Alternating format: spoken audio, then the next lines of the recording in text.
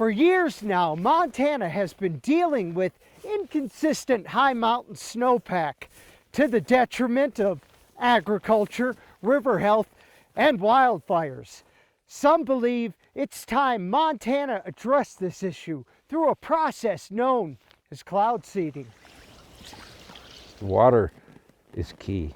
If you haven't got air and water, you're done. Jim Hagenbarth's family has been cattle ranching in Idaho and Montana since the late 19th century. We're not owners, we're only tenants.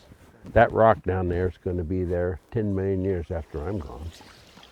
He believes the best way to manage this ground is through cloud seeding, a process of manually introducing silver iodide into clouds in the hope of creating moisture, specifically snowfall. The Montana Department of Natural Resources and Conservation is in the midst of a feasibility study to determine if cloud seeding will be a viable option for increasing snowpack in the Big Hole watershed. Cloud seeding is not a panacea.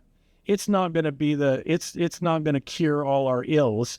It's one more tool in the toolbox. And so if we can have a little bit more, moisture for irrigation and for fish and for everybody else come the next season, then that's worth looking into. Cloud seeding has been in practice since the 1940s. Some speculate it could increase potential water supply by 10 to 15%.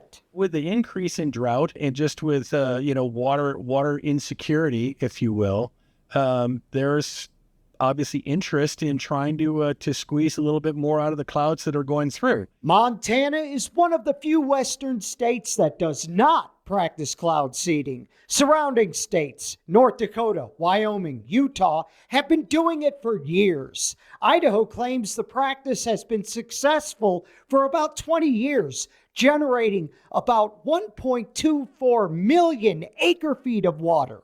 Putting that in perspective, here in the Boise system, we have a 3-reservoir system that would fill, over all of those reservoirs here in our Boise system.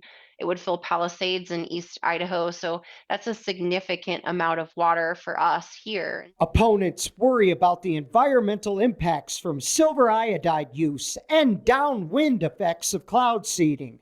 Proponents claim the silver iodide used is minuscule and has no adverse effects on the environment, and there is no evidence of downwind impacts. If we want to be responsible people, we have to base our decisions on science that's proven and that works. The DNRC's feasibility study is expected to be completed by the end of February. The study then goes to the governor's office, and then it would be up to the state legislature to decide if cloud seeding should be implemented in Montana. In Glen, John Amy, MTN News.